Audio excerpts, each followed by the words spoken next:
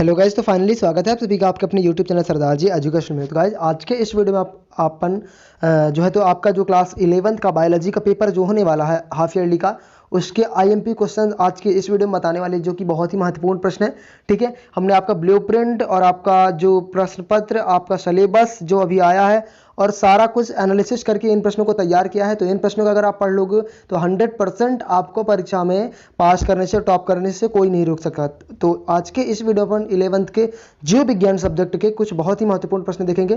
तो वीडियो में अंत तक बने रहिएगा और चैनल पर अगर नए हैं तो चैनल को सब्सक्राइब जरूर कर लीजिएगा, ताकि जो भी अपन नेक्स्ट सब्जेक्ट के वीडियोस डालें तो उसकी अपडेट आपको टाइम पर मिलती रहे। ठीक है, और ये प्रश्न बहुत ही महत्वपूर्ण है, जो कि आपके हाफ ईयरली के साथ साथ मेन बोर्ड्स को भी काम देंगे। तो चलिए शुरू करते हैं आज की वीडियो को। तो स्टूडेंट्स, आपका सबसे पहला महत्वपूर्ण प्रश्न जो है तो पुष्पासन पर स्थिति के अनुसार लगे पुष्पीय अंगों का वर्णन करो। ठीक है, इन प्रश्नों को आपको 100% आपको पढ़ लेना है। हाफ ईयरली के साथ साथ मेन बोर्ड्स में भी ये क्वेश्चन आपके लिए बहुत ही महत्वपूर्ण हिस्सा है, तो इनको आपको जरूर से जरूर पढ़ लेना। ठीक है, फिर इसी के साथ साथ अगला प्रश्न है आपका, पुष्प क्या है? एक प्रारूपिक एंजियोस्पर्म पुष्प के भागों का वर्णन करो। भागों का वर्णन करना है। ठीक है, फिर अगला प्रश्न देख लीजिए, केचुए के आहार नाल का वर्णन करना। ठीक है, ये वेरी मोस्ट इंपॉर्टेंट क्वेश्चन है, तो आपको ये प्रश्न आपको पढ़ ही लेना है। ठीक है, केचुए की आहार नाल का वर्णन करिए। फिर अगला प्रश्न, तिलचट्टे का उत्सर्जन कौन सा है? उत्सर्जन अंग कौन सा है? ठीक है, तिलचट्टे का उत्सर्जन अंग कौन सा है?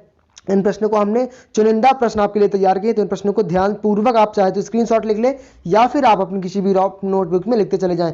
वेरी मोस्ट इंपॉर्टेंट क्वेश्चन है। फिर संधि क्या है, ये भी आपको पढ़ लेना है, जो कि आपका 1 नंबर 3 नंबर से क्वेश्चन पूछ सकता है। 1 नंबर 2 नंबर 3 नंबर। जल स्फूर्ति क्या है? स्फूर्ति क्या है, ये चीज बताना है। ठीक है, फिर ऐच्छिक पेशी क्या है, ये चीज भी आपको याद कर लेना है।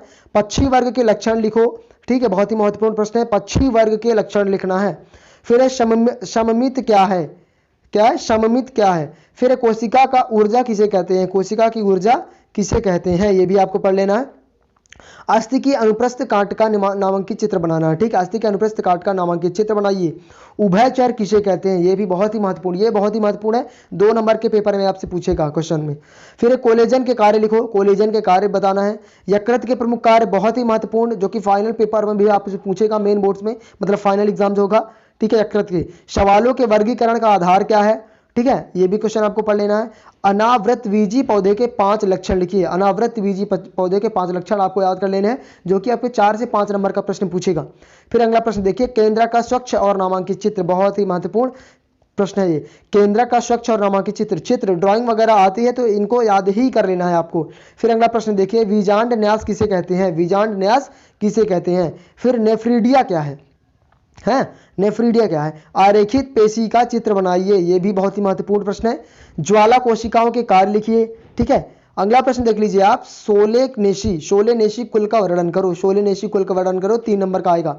फिर है प्रोकैरियोटिक कोशिका की प्रमुख विशेषताएं बताइए। प्रोकैरियोटिक कोशिका की प्रमुख विशेषता बताना है। ठीक है, अगला प्रश्न देख लीजिए, पेप्टाइड बंध क्या है? पेप्टाइड बंध क्या है, ये चीज आपको याद रख लेना। पेप्टाइड बहुत ही महत्वपूर्ण प्रश्न है। पुष्पक्रम से क्या आशय है? पुष्पक्रम से क्या आशय है? पुष्पक्रम भी पढ़ लेना आपको। मत्स्य वर्ग क्या है, लक्षण बताइए। मत्स्य वर्ग, ठीक है, मत्स्य वर्ग आपको से पूछेगा। परासरण किसे कहते हैं? परासरण बहुत ही महत्वपूर्ण प्रश्न है, ऑब्जेक्टिव टाइप क्वेश्चन में भी पूछेगा आपसे। ठीक है, तो इन क्वेश्चन को आपको पढ़ लेना है। अगला है, कीट वर्ग के लक्षण लिखिए। कीट वर्ग के लक्षण, ठीक है, ये भी प्रश्न आपको पढ़ लेना। वेरी मोस्ट इंपॉर्टेंट क्वेश्चन है, ये बहुत ही जरूरी है। ठीक है, इसके बाद आपका अगला क्वेश्चन है, बहिस्रावी ग्रंथि के 2 लक्षण लिखिए। बहुत ही इंपॉर्टेंट क्वेश्चन, बहिस्रावी ग्रंथि के लक्षण लिखना है। फिर कोशिका चक्र की शांत अवस्था किसे कहते हैं? कोशिका चक्र की शांत अवस्था किसे कहते हैं?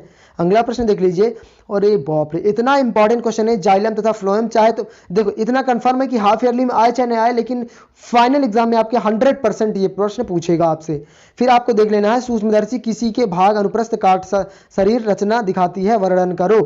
ठीक है, अगला प्रश्न देख लीजिए, पादप शरीर का अध्ययन कैसे उपयोगी है? ये जरूरी है, ये चीज आपको याद रखना है। ठीक है, पादप शरीर का अध्ययन कैसे उपयोगी है, क्यों उपयोगी है, ये चीज आपको रीजन बताना है। फिर मेढक के पाचन तंत्र का नामांकित चित्र, बहुत ही महत्वपूर्ण प्रश्न है, वेरी मोस्ट इंपॉर्टेंट क्वेश्चन है। केचुए के परिसंचरण तंत्र का संक्षेप में वर्णन, परिसंचरण तंत्र का संक्षेप में वर्णन करना है। अगला प्रश्न, कार्य बताना है। कार्य इंपॉर्टेंट क्वेश्चन है। मेढक की मूत्रवाहिनी का कार्य क्या है? वृक्क की क्या कार्य है? रुधिर का क्या कार्य है? इन कार्यों को, इनको आपको पढ़ लेना है, 4 नंबर का क्वेश्चन पूछेगा आपसे। फिर है केचुए के जननांगों को नामांकित चित्र, ये कोई केचुए अभी क्या था, मेढक का जननांग था, अब केचुए का जननांग, ये भी आपको याद कर लेना है। तिलचट्टे की आहार नाली का नामांकित चित्र, बहुत ही महत्वपूर्ण प्रश्न इन क्वेश्चन, केचुए, तिलचट्टे और मेढक में 100% प्रश्न बनाएगा आपसे। फिर है तिलचट्टे में अंडाशय की स्थिति क्या है, ये चीज बताना है आपको, ठीक है। जाइलम तथा फ्लोएम को जटिल ऊतक क्यों कहते हैं, जाइलम तथा फ्लोएम को जटिल ऊतक क्यों कहते हैं, वेरी मोस्ट क्वेश्चन है। फिर रंध्र तंत्र क्या है, नंद की रचना का वर्णन करो और उसका रंध्र की रचना का वर्णन करो और उसका चिन्हित चित्र बनाइए, ठीक है। रंध्र तंत्र क्यों याद कर लेना आपको, 2 नंबर का क्वेश्चन पूछेगा। फिर इसी के साथ साथ 5 नंबर में अटैच करने के लिए आपसे चिन्हित चित्र पूछेगा।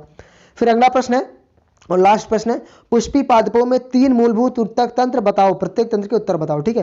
पुष्पी पादपों में 3 मूलभूत तंत्र बताना है, ठीक है। तो उम्मीद करता हूं ये प्रश्न बहुत ही महत्वपूर्ण रहेंगे आपके लिए, और इन प्रश्नों का अगर आप पढ़ के आओगे तो 100% आप पेपर फोड़ करके आओगे, और ये प्रश्न आपके हाफ ईयरली के साथ साथ मेन बोर्ड्स के लिए भी बहुत ही जरूरी है। तो इन प्रश्नों को पढ़ के जाइएगा, ठीक है। तो उम्मीद करता हूँ ये वीडियो आपके लिए हेल्पफुल रही होगी। वीडियो अच्छी लगी तो लाइक करिएगा, और साथ ही साथ इस वीडियो को ज़्यादा से ज़्यादा फैलाइएगा, ज़्यादा से ज़्यादा शेयर करिएगा।